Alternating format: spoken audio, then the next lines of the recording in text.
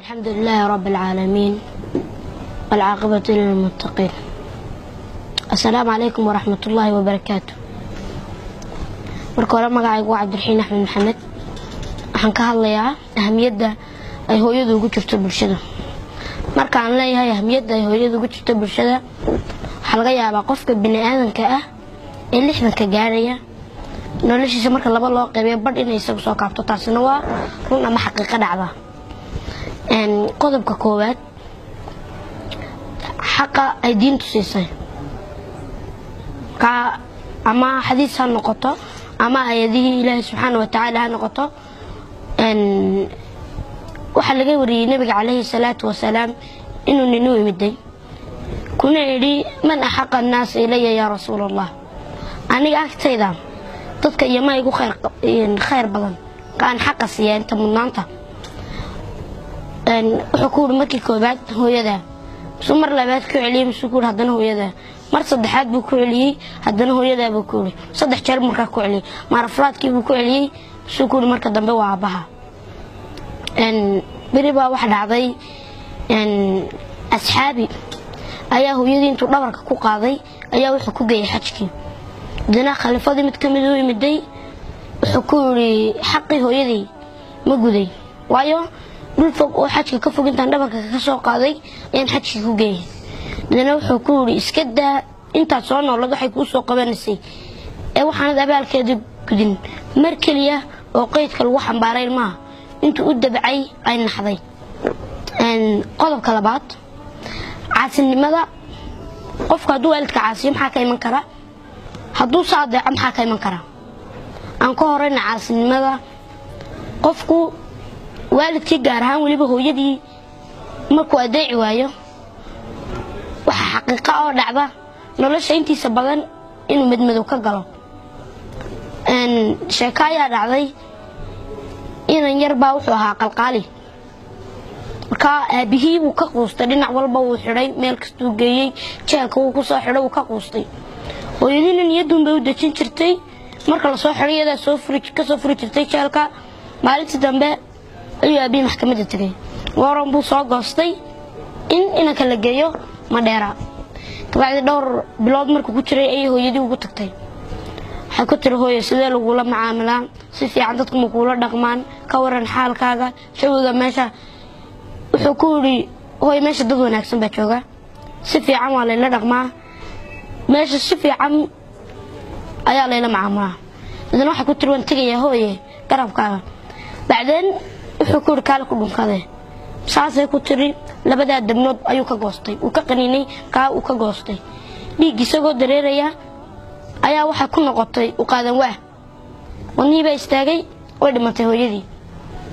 kabacdi waa loo yimiday, waxaa lagu maxaad hooyada waxaa ugu samaysay? wuxuu yidhi hooyadii dembiga iyadaa lahayd, waayo markaan dad soo dilo ee la xidho way soo dan jirtay, qaladka iguma odhan jirin ka joog, tan aan maanta Madheera laygu xidhayna iyadaa u sababa. markaa sidaa darteed baan u qaniinay buu yidhi.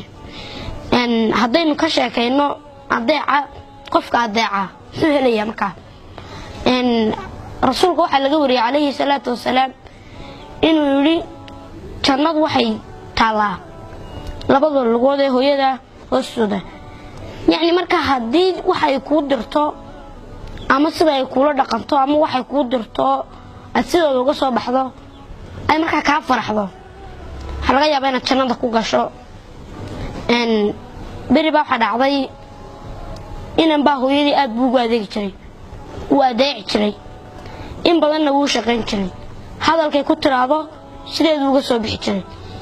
bacdeen markaa muu arki jirin teknolojiyadii, waxaan muu arki jirin. albaabada Soomaalida inta badan waa ta la iska furo. Dubay buu tegey, madaarkii isagoo ka baxaya ayaa waxaa jirta caalamka albaab saa u furmaya, markaad saa u istaagto miisaankaagu dareemaya u furmaya albaabkii. waxaa dhacday inuu albaabkii galay, markaa albaabkii isagu gacantuu la tiigsaday ama wuxuu ka waday inuu iska soo furo albaabka. dadna albaabkii markuu miisaankii dareemay ayuu albaabkii isfuray. bacdeen hooyadii waxay ku odhan jirtay hooyo albaabkaad istaagtaba lagaama xidho, yacni hadday arsaaq tahay, hadday ciidaad wax ka doonayso tahay, meelna lagaama xidho. wuxuu xasuustuun ducadii hooyadii ee ahayd hooyo meelna lagama xidho dadna albaabkaad gashaaba ha ku furmo albaabkii uu baaska furmayo dadna ragii ka dambeeyay ma u qaadanin inay ku yiraahdaan waa tiknoolajiyad waraxas ma sheegan rasuul waa ducadii hooyadii taasina waa tii adeeca waalidka haddaba hal abuurka ama suugaanyahanada Soomaaliyeed waxay ka yiraahdeen arinta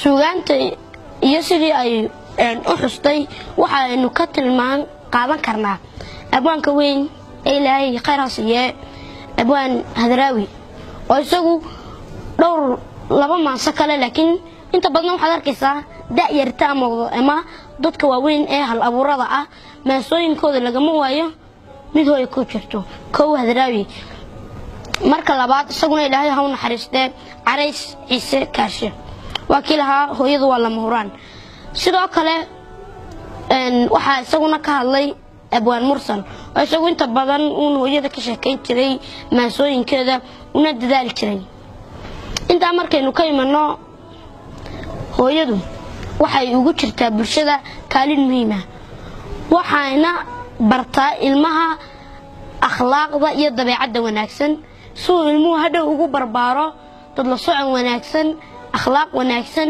iyo waliba la mucaamalka dadka oo hagaajiyo inta badan markaad aragto caruur yar yar ama aniga hay leekadaan ama hayga weynaadaan oo marka caayaya qof isaga leeg ama ka weyn Soomaalidu inta badan waxay tiraahdaa gurigoodu kala yimid beenna ma hataasi yani qofka ay hooyadii ku barbaariso akhlaaqda wanaagsan waxa laga garanayaa caayada ma yaqaano sidoo kale dadka oo afka loo taaga ma yaqaano inta badan akhlaaqdiisu way wanaagsan tahay qofkaas